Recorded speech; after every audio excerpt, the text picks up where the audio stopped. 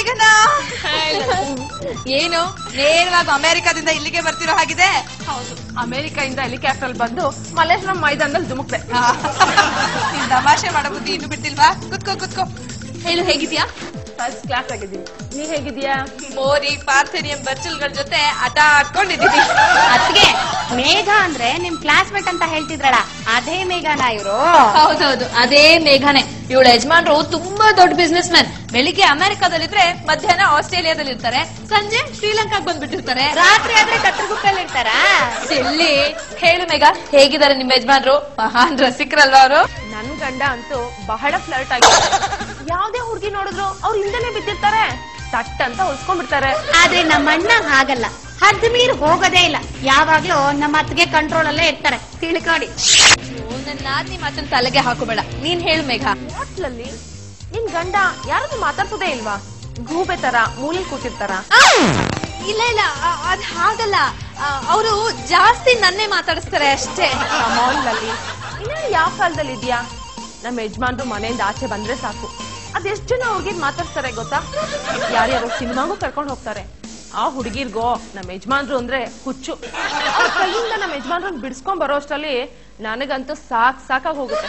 ಹೌದಾ? ಮತ್ತಿನ್ನೇನು, ಮೊನ್ನೆ ಅವ್ರ ಬರ್ತಡೇ ಇತ್ತು. ಅವತ್ತಿನ ದಿವ್ಸ ಅವ್ರು ನನ್ ಕೈಗೆ ಸಿಗ್ತಾ ಇಲ್ಲ. ಯಾರ್ಯಾರ ಜೊತೆ ನಾವು ಕಾಫಿಗೆ ತಿಂಡಿಗೆ ಅಂತ ಹೋಟೆಲ್ಗೆ ಹೋಗಿ ಕೂತಿದ್ರು. ಅಲ್ಲಿಂದ ಬಲವಂತವಾಗಿ ಎಳ್ಕೊಂಡ್ ಬಂದು ಕೇಕ್ ಕಟ್ ಮಾಡ್ತಿದ್ದಾಯ್ತು. It was a grand party. ಇವನು ಯಾಕೆ ಲಲಿತಾ, ಯಾಕೆ ನಗ್ತಾ ಇದ್ಯಾ? ನಾ ಸುಳ್ಳು ಹೇಳ್ತಾ ಇದೀನಿ ಅಂತನಾ? ಅಯ್ಯೋ ಹಾಗೇನು ಇಲ್ಲಮ್ಮ. ಆಕ್ಚುಲಿ ನಾನೇ ಅವಾಗ್ಲೂ ಸುಮ್ನೆ ತಮಾಷೆಗೆ ಹೇಳಿದ್ದು. ನಮ್ಮ ಯಜಮಾನ್ರು ಅಷ್ಟೇ ಅಂತಿಂತ ಸಾಮಾನ್ಯ ಮನುಷ್ಯ ಅಲ್ಲ, ಮಹಾನ್ ಫ್ಲರ್ಟ್. ಇಂಥ ಕಾಲೇಜ್ ಹುಡುಗಿ ಗೊತ್ತಿಲ್ಲ ಅನ್ನೋ ಹಾಗಿಲ್ಲ ಅವ್ರಿಗೆ. ಹೌದಾ? I just can't believe it. ನಾದ್ನಿ ಮುಂದೆ ಹೇಳ್ಕೊಳಕ್ ನಾಚಿಕೆ ಆಯ್ತಾ? ಅಯ್ಯೋ ಹಾಗೇನು ಇಲ್ಲ. ಅಯ್ಯೋ ಆ ವಿಷಯ ಬಿಡು, ಬಾ ನೀನ್ ಫ್ರೆಶ್ ಆಗು. ಇಲ್ಲಲ್ಲಿ ನಾನ್ ನಾಡಿದ್ದೆ ಅಮೆರಿಕಾಗ್ ವಾಪಸ್ ಹೊರಡ್ತಾ ಇದೀನಿ. ಆನ್ ದ ವೇ ನಿನ್ನ ನೋಡ್ಕೊಂಡು ಹೋಗೋಣ ಅಂತ ಬಂದೆ. ನೆಕ್ಸ್ಟ್ ಟೈಮ್ ಬಂದಾಗ ಊಟ ತಿಂಡಿ ಕಾಫಿ ಎಲ್ಲಾ ನೋಡ್ಕೊಳ್ತೀನಿ. Happy journey. ಹುಷಾರಾಗಿ ಹೋಗ್ಬಿಟ್ಟು ಬೇಗ ಬಾ. Okay, thank you. Bye bye Lali. Bye. ಈಗಿನ ಕಾಲದಲ್ಲಿ ಗಂಡ ಹದ್ದು ಬಸ್ತಲ್ಲಿ ಇದ್ರೂ ಕಷ್ಟ, ಇಲ್ದೇ ಇದ್ರೂ ಕಷ್ಟ. ಏನ್ ಮಾಡೋದು? ಹಾ, ಈ ಸಮಾಜ ಸೇವಕಿ ಲಲಿತಾಂಬ ಯಾವ್ದ್ರಲ್ಲಿ ಕಡಿಮೆ? ಹಲೋ ವಿಶಾಲು, ಬೇಗ ಬಾ. ಮೇಡಮ್, ವಿಶಾಲು, ಏನ್ ಮೇಡಮ್ ಫೋನ್ ಮಾಡಿದ್ರಿ? ಅದಕ್ಕೆ ಯಾಕೆ ಇಷ್ಟು ಯೋಚನೆ ಮಾಡ್ತೀರಾ? ಟಿವಿನಲ್ಲಿ ಡಾಕ್ಟರ್ ಪರವಾಗಿ ನೀವೊಂದು ಇಂಟರ್ವ್ಯೂ ಕೊಟ್ರೆ ಆಯ್ತಪ್ಪ, ಅದಕ್ಕೆಲ್ಲ ನಾನ್ ವ್ಯವಸ್ಥೆ ಮಾಡ್ತೀನಿ. ನಮಸ್ಕಾರ ಸಮಾಜ ಸೇವಕಿ ಲಲಿತಾಂಬ ಅವರಿಗೆ. ನನ್ನ ಎಲ್ಲ ಪ್ರೀತಿಯ ಮತಬಾಂಧವರಿಗೂ ಚಿಕ್ಕೋಡಿ ಚಿನ್ನಸ್ವಾಮಿಯವರಿಗೂ ನನ್ನ ಪ್ರೀತಿಯ ನಮಸ್ಕಾರಗಳು. ನೋಡಿ ಸಮಾಜ ಸೇವಕಿ ಲಲಿತಾಂಬ ಅವರೇ, ತಾವು 24 ಗಂಟೆಗಳ ಕಾಲ ನಿರಂತರವಾಗಿ ಸಮಾಜ ಸೇವೆಯಲ್ಲಿ ತೊಡಗಿರೋದ್ರಿಂದ ನಿಮ್ಮ ಯಜಮಾನರ ಗಮನ ಬೇರೆ ಕಡೆ ಹೋಗಿರ್ಬೋದು ಅಂತ ನಮ್ಮ ಒಂದು ಭಾವನೆ. ಇದಕ್ಕೆ ತಾವು ಏನು ಉತ್ತರ ಕೊಡ್ತೀರಾ? ಖಂಡಿತವಾಗ್ಲೂ ಹಾಗೇನು ಇಲ್ಲ. ನಮ್ ಯಜಮಾನ್ರು ಮುಂಚೆಯಿಂದನೂ ತುಂಬಾ ಜೋವಿಯಲ್ಲು, ತುಂಬಾ ಸೋಷಿಯಲ್ಲು.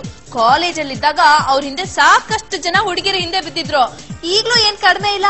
ನಮ್ ಕ್ಲಿನಿಕ್ಗೆ ಬರೋ ಜಾಸ್ತಿ ಪೇಷಂಟ್ಸ್ ಎಲ್ಲ ಲೇಡೀಸೇ. ಹುಡುಗಿರ್ಗೆ ನಮ್ ಯಜಮಾನ್ರು ಅಂದ್ರೆ ಪ್ರಾಣ, ಗೊತ್ತಾ? ಇದಕ್ಕೆ ತಮ್ಮ ಅಬ್ಜೆಕ್ಷನ್ ಏನಿಲ್ವಾ? ಅದ್ರಲ್ಲಿ ಅಬ್ಜೆಕ್ಟ್ ಮಾಡುವಂತದ್ದು ಏನಿದೆ? ಹೈ ಸೊಸೈಟಿಲಿ ಇದೆಲ್ಲ ಕಾಮನ್ ಅಲ್ವಾ? ಆದ್ರೆ ಒಂದು ವಿಷಯ ನಾನು ಏನ್ ಹೇಳಕ್ ಬಯಸ್ತೀನಿ ಅಂದ್ರೆ, ನಮ್ ಯಜಮಾನ್ರು ಕೆಲವೊಂದ್ಸತಿ ವಿಪರೀತ ರೋಡ್ ರೋಮಿಯೋ ತರ ಬಿಹೇವ್ ಮಾಡೋದ್ರಿಂದ ಯಾವ ಹುಡುಗಿ ಅವ್ರ ಜೊತೆಲಿದಾರೋ ಸ್ವಲ್ಪ ಹುಷಾರಾಗಿರೋದು ಒಳ್ಳೇದು. ಇದೇ ಸಂದೇಶನ ನಮ್ಮ ನಾಡಿನ ಹೆಣ್ಮಕ್ಳು ತಾವು ಹೇಳ್ಬೇಕು ಅಂತಿರೋದು. ನನ್ನ ಪ್ರೀತಿಯ ನಾಡಿನ ಹೆಣ್ಣು ಮಕ್ಕಳೇ, ನಮ್ ಯಜಮಾನ್ರೇನಾದ್ರೂ ನಿಮ್ಗೆ ದಾರಿಲಿ ಸಿಕ್ಕಿದ್ರೆ ದಯವಿಟ್ಟು ಹುಷಾರಾಗಿರಿ. ಯಾಕೆಂದ್ರೆ ಯಾವ ಸಮಯದಲ್ಲಿ ಯಾವ ಹುಡುಗಿನ ಅವರು ಬುಟ್ಟಿಗೆ ಹಾಕೋತಾರೆ ಅಂತ ಹೇಳೋಕ್ ಆಗಲ್ಲ. ಯಾಕೆಂದ್ರೆ ಅವ್ರ ಹತ್ರ ಯಾವಾಗ್ಲೂ ಒಂದು ಖಾಲಿ ಬುಟ್ಟಿ ಇದ್ದೇ ಇರುತ್ತೆ. ಹೌದು, ನನ್ನ ನಂಬಿ ಪ್ಲೀಸ್ ಪ್ಲೀಸ್. ಚಿಕ್ಕೋಡಿಯವರೇ, ಈಗ ನಮ್ ಯಜಮಾನ್ರು ಯಾವ ಹುಡುಗಿ ಜೊತೆ ಯಾವ ಪಾರ್ಕ್ ಅಲ್ಲಿ ಯಾವ ಥಿಯೇಟರ್ ಅಲ್ಲಿ ಕೂತಿರ್ತಾರೆ ಅಂತ ಹೇಳಕ್ ಆಗಲ್ಲ. ನಾನು ಅರ್ಜೆಂಟ್ ಆಗಿ ಹೋಗಿ ಅವ್ರ ಬೈದು ಮನೆಗ್ ಕರ್ಕೊಂಡ್ ಬರ್ಬೇಕು. ನಾನು ಈಗ್ಲೇ ಹೋಗ್ಬೇಕಲ್ಲ. ವೀಕ್ಷಕರೇ, ದಯವಿಟ್ಟು ಕ್ಷಮೆ ಇರ್ಲಿ. Lights off ಮಾಡ್ರಪ್ಪ.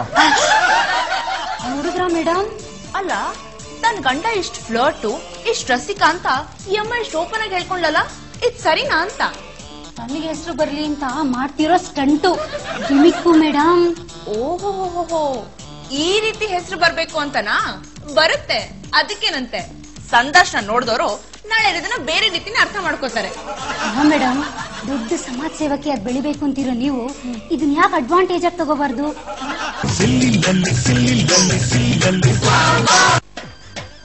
ಡಾಕ್ಟ್ರೆ, ಈಗಾಗಲೇ ಮಳೆ ಬಂದು ನಿಂತಿದೆ, ಮತ್ತೆ ಬಂದ್ರೆ ಕಷ್ಟ. ನಾವು ಪೇಷಂಟ್ ಮನೆಗೆ ಸೈಕಲ್ ಮೇಲೆ ಹೋಗೋ ಬದಲು ಕಾರ್ ನಲ್ಲಿ ಹೋದ್ರೆ ಅವ್ರು ಕೊಡೋ 20 ರೂಪಾಯಿಗೆ ನಾವು 50 ರೂಪಾಯಿ ಪೆಟ್ರೋಲ್ ಖರ್ಚು ಮಾಡ್ಕೊಂಡು ಕಾರಲ್ಲಿ ಹೋಗ್ಬೇಕಾ? ಏನು ಬೇಕಾಗಿಲ್ಲ, ಸೈಕಲ್ಗೆ ಬ್ಲೋನು ಬೇಡ, ಹಾಗೆ ತಳ್ಕೊಂಡು ಹೋಗೋಣ ಬಿಡು. ಅರ್ಥವಾಯಿತು ಬಿಡಿ. ಹೌದು, ಸೈಕಲ್ ಅಲ್ಲಿ ಹೋದ್ರೆ ಏನು ಅವಮಾನ? MBBS ಮುಗಿಸೋದಕ್ಕೆ 11 ವರ್ಷ ಸೈಕಲ್ ಹೊಡೆದಿರೋ ಡಾಕ್ಟ್ರು ಇನ್ನು ಸೈಕಲ್ ಹೊಡಿತಾ ಇದ್ದಾರೆ ಅಂತ ಜನ ನಕ್ ಬಿಟ್ರೆ ತಗದ್ ಕತ್ತಲೆ ಹೊಡೆದ ಅಂತಂದ್ರೆ ಅಲ್ಲೆಲ್ಲ ಉದ್ರೋಬೇಕಷ್ಟೇ. ಅರ್ಥವಾಯಿತು ಬಿಡಿ. ಏನು ಗುರು ಶಿಷ್ಯ ಇಬ್ರು ಯಾವ್ದೋ ಪೇಷಂಟ್ ನ ಮೇಲೆ ಕಳ್ಸೋದಕ್ಕೆ ಸೈಕಲ್ ಸವಾರಿ ಹೊರಟಾಗಿದೆ. ಬಡಾಂಗ್ರಂಗ, ಪೇಷಂಟ್ ನ ಮೇಲೆ ಕಳ್ಸೋದಕ್ಕಲ್ವೋ, ಅವನಿಗೆ ಬಂದಿರೋ ರೋಗನ ಇಳಿಸೋದಿಕ್ಕೆ. ಹೌದು, ಏನ್ ಈ ಕಡೆ ಬಿಟ್ಟಲ್ಲ, ಮೇಡಮ್ ಅವರು ನಿನ್ನೆ ಟಿವಿ ಸಂದರ್ಶನದಲ್ಲಿ ನಿನ್ನ ಹೊಗಳಿದ್ದು. ಹೌದೇನೋ? ತುಂಬಾ ಜನ ಹೇಳಿದ್ರು. ಲೇ, ನೀನು ಸುರಸುಂದರಾಂಗ, ರಚಿಕರ ರಾಜ, ಕಾಮ ರಾಜ ಅಂತೆ. ಒಂದು ದಿನ ನೀನು ಹುಡುಗಿರಿಂದ ಬಿದ್ರೆ ಸಾಕು, ಆ ಹುಡುಗಿರು ಜೀವನ ಪೂರ್ತಿ ನೀನ್ ಹಿಂದೆ ಬೀಳ್ತಾರಂತೆ. ಆ ಹುಡುಗಿರ ನಾಡಿ ಮಿಡಿತ, ಹೃದಯ ಬಡತನ ತೋರ್ಸ್ಕೊಳ್ಳೋದಕ್ಕೆ ನಿನ್ ಹತ್ರನೇ ಬರ್ತಾರಂತೆ. ನಿನ್ನ ಆಟೋಗ್ರಾಫ್ಗೋಸ್ಕರ ಕ್ಲಿನಿಕ್ ನಲ್ಲಿ ಕ್ಯೂ ನಿಂತ್ಕೊಂಡು ಕಾಯ್ತಾರಂತೆ.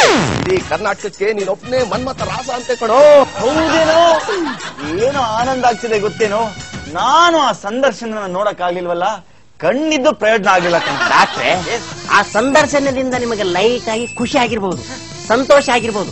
ಆ ಹೆಣ್ಮಕ್ಳ ಮನೆಯವ್ರಿಗೆ ಎಷ್ಟು ಗಾಬರಿ ಆಗಿರ್ಬೇಡ. ನನಗೆ ಅನ್ಸುತ್ತೆ ಇನ್ನು ಮುಂದೆ ನಮ್ಮ ಕ್ಲಿನಿಕ್ ಹೆಣ್ಮಕ್ಳೇ ಬರಲ್ವೇನೋ ಅಂತ. ಯಾಕಪ್ಪ? ನೀವಿರ್ತಿಲ್ಲ ಅದಕ್ಕೆ.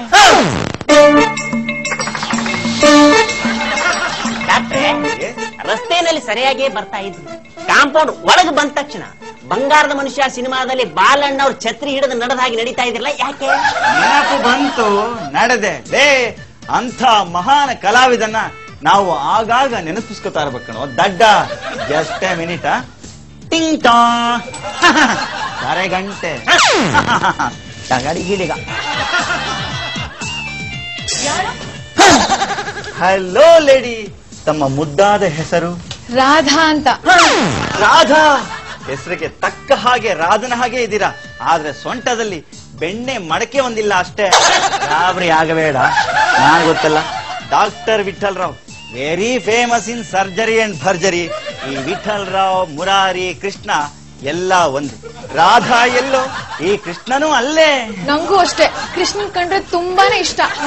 ಅದಕ್ಕೆ ನೋಡಿ ನಮ್ ತುಳಸಿ ಕಟ್ಟೆ ಮೇಲೆ ರಾಧಾಕೃಷ್ಣನ್ ಫೋಟೋ ಹಾಕಿದ್ದೀನಿ. ಕೃಷ್ಣನ ಕೈಯಲ್ಲಿ ಕೊಳಲಿದೆ, ಈ ಕೃಷ್ಣನ ಕೈಯಲ್ಲಿ ಸ್ಟೆಥೋಸ್ಕೋಪ್ ಇದೆ.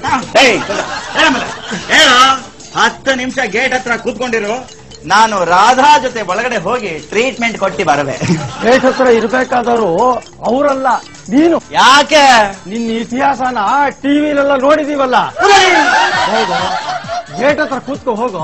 ಅಲ್ಲ, ಎಕ್ಸ್ಕ್ಯೂಸ್ ಮೀ, ನಾನು ಡಾಕ್ಟರ್, ನನ್ನ ಹೋಗೋ ಬಾರೋ ಅಂತಂದ್ರೆ ಚೆನ್ನಾಗಿಲ್ಲ ನೋಡಿ. ನಾನು ಗೇಟ್ ಹತ್ರ ಹೋಗಿ ಕೂತ್ಕೊಂಡ್ರೆ ನಿಮಗೆ ಯಾರು ಟ್ರೀಟ್ಮೆಂಟ್ ಕೊಡ್ತಾರೆ? ಅವ್ರು ಯಾರು? ಇವನು ನಮ್ಮ ಕಾಂಪೌಂಡರ್ ಗೋವಿಂದ. ನಾನು ಅವ್ರ ಹತ್ರ ಟ್ರೀಟ್ಮೆಂಟ್ ತಗೋತೀನಿ. ಏಯ್, ನಡಿಯೇ ನೀನ್ ನಡಿಯೇ, ಮಾತಾಡ್ಬೇಡ, ಒಳಗಡೆ ನಡಿಯೇ. ಏಯ್, ಕೂತ್ಕೊ, ನಡಿಯ ಗೇಟ್ ಹತ್ರ. ಜಾಸ್ತಿ ಮಾತಾಡ್ಬೇಡ, ನಡಿಯೋ, ಕೂತ್ಕೊ, ಹೋಗೋ ಅಲ್ಲಿ ಗೇಟ್ ಹತ್ರ.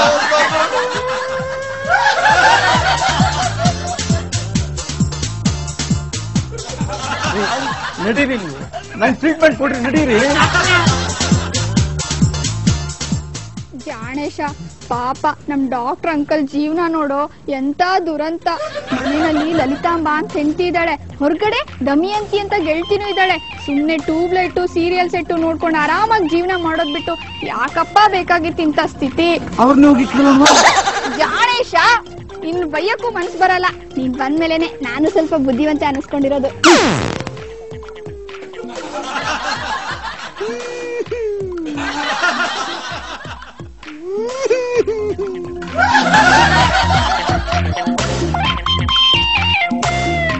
ಡಾಕ್ಟ್ರೆ, ನಾನೇ ಟ್ರೀಟ್ಮೆಂಟ್ ಕೊಟ್ಟೆ. ನೋಡಿಯಮ್ಮ, ನಿಮ್ಮ ತಂದೆಗೆ ಹೊತ್ತೊತ್ತಿಗೆ ಊಟ ಕೊಡದೆ ಇದ್ರು ಹೊತ್ತೊತ್ತಿಗೆ ಸರಿ ಮಾತ್ರೆ. ಗೋವಿಂದ, ನಾಳೆ ಬೆಳಗ್ಗೆ 9 ಗಂಟೆಗೆ ಲಾಲ್ಬಾಗ್ ಹತ್ರ ಬಾರೋ.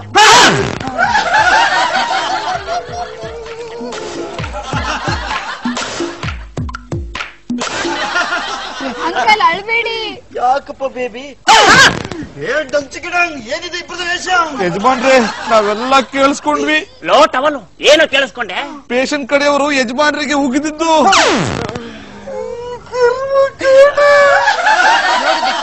ನಾವ್ ಯಾವ್ದೇ ಪ್ರಾಜೆಕ್ಟ್ ಮಾಡಿದ್ರು ಅದು ನೇರವಾಗಿ ಬಡವರಿಗೆ ಸಲ್ಲಬೇಕು. ಹೌದೌದು ಮೇಡಮ್, ಮೊನ್ನೆ ನೀವು ಟಿವಿ ಸಂದರ್ಶನದಲ್ಲಿ ಕೊಟ್ಟ ಹೇಳಿಕೆ ಬಗ್ಗೆ ಬಹಳಷ್ಟು ಕಡೆಯಿಂದ ಮಿಕ್ಸೆಡ್ ಒಪಿನಿಯನ್ ಬರ್ತಾ ಇದೆ.